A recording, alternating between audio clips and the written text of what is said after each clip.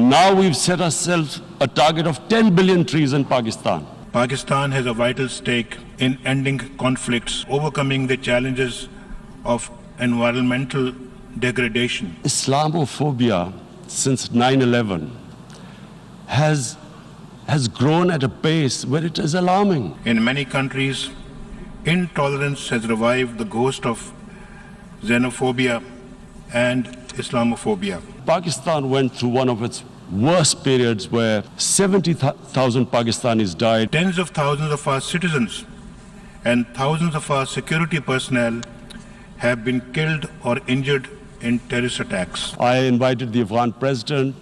We developed a relationship with Afghanistan. Pakistan has long proposed this as the most viable course to end decades of conflict and suffering in Afghanistan. We approached India, no response, but then we discovered they were trying to push us in the FATF blacklist to bankrupt us.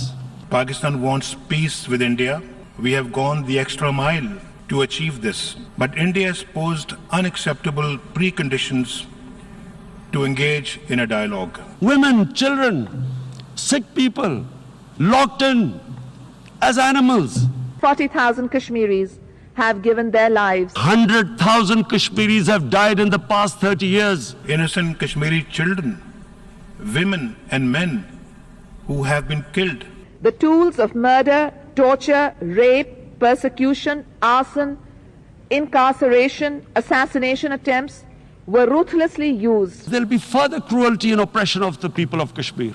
We will just give the 900,000 troops to further crush the people of Kashmir. Terrorism, however, is now a global phenomenon which must be addressed comprehensively and in all its forms, including state terrorism. You are forcing people into radicalization. They are essential to resolve our differences, especially in Jammu and Kashmir dispute, and to avert the danger of any escalation. This is a test for the United Nations.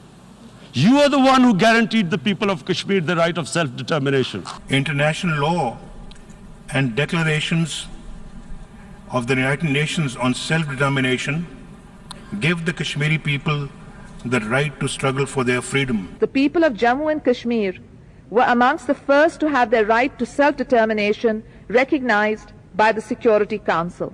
India must lift this inhuman curfew, must free all political prisoners, and especially those 13,000 boys that have been picked up. We demand the immediate release of all Kashmiri political prisoners, an end to the curfew. The United Nations came into being in 1945. You were supposed to stop this happening. Is it going to stand up for justice and humanity? The United Nations remains an indispensable organization to restore order and ensure global peace, stability and prosperity. The world community must give the people of Kashmir the right of self-determination. Steps should be taken by the United Nations to demilitarize Jammu and Kashmir. The Kashmiri people still await the fulfillment of this resolution, of this commitment, of this promise.